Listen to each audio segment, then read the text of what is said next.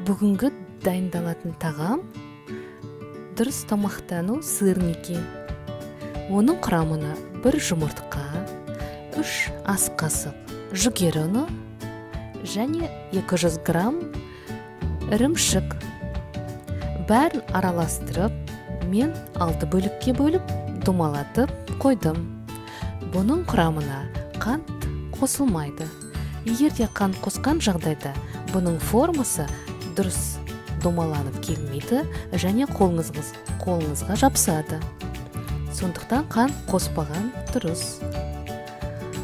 Табаны баяу отқа қойып, үстін аздап майлап қоюыңызға болады.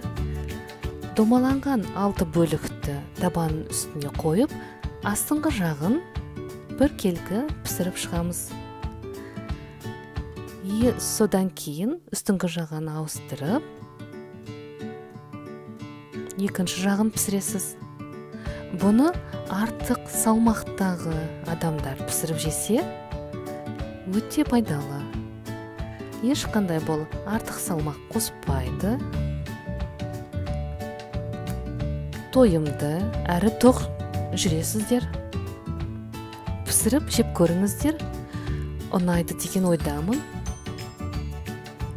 Егер де ұнаса, маған лайк және жазылуды ұмытпаңыздар. Әсіресе бұндай тағамдарды таңғы асқа жеуге өте дәмді.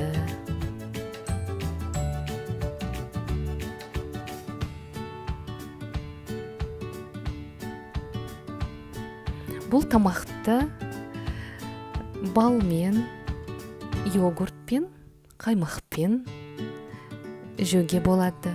Әркім өз қалауынша жасап жеп көріңіздер, ас болсын.